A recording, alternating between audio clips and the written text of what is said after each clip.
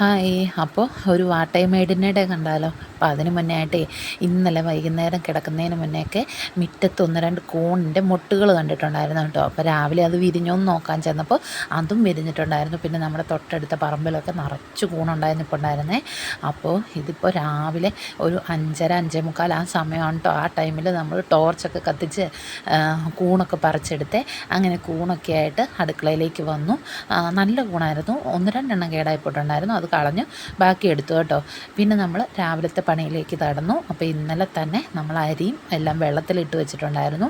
അതൊന്ന് രാവിലെ അരച്ചു വെച്ചു കേട്ടോ. ഇനി ഇതൊരു 8:30 ആകുമ്പോഴത്തേക്കും നമുക്ക് അപ്പം ചുട്ടെടുക്കാം. പിന്നെ ഇന്ന് അപ്പത്തിന് കറിയായിട്ട് സാമ്പാറായിരുന്നു. അപ്പോൾ സാമ്പാറിനുള്ള സാധനങ്ങളൊക്കെ ഞാൻ എടുത്തു വെച്ചു. പിന്നെ പരിപ്പൊക്കെ ഒന്ന് വേകാൻ വെച്ചു. പിന്നെ പച്ചക്കറികളൊക്കെ അരിഞ്ഞു എടുത്തു കേട്ടോ. അപ്പോഴത്തേക്കും നമ്മുടെ അപ്പത്തിൻ്റെ മാവ് നല്ലോണം പുളിച്ച് വന്നിട്ടുണ്ടായിരുന്നേ. ഇനി ഇതിലേക്ക് നമുക്ക് കുറച്ച് ഉപ്പും പഞ്ചസാരയൊക്കെ ചേർത്ത് ഒന്ന് ഇളക്കി നല്ലതായിട്ട് ഇങ്ങനെ അപ്പം എടുക്കാം കേട്ടോ. അപ്പോഴത്തേക്കും നമ്മുടെ സാമ്പാർ റെഡി ആയിട്ടുണ്ടായിരുന്നു. നല്ല കുറുകിയ സാമ്പാറായിരുന്നു. ഇനി ഉച്ചക്കത്തേക്കും ചാറുകറി ഈ സാമ്പാർ തന്നെയായിരിക്കും. പിന്നെ തോരനായിട്ട് നമ്മളിന്ന് പറിച്ചെടുത്ത കൂണാണ് വെക്കുന്നത്.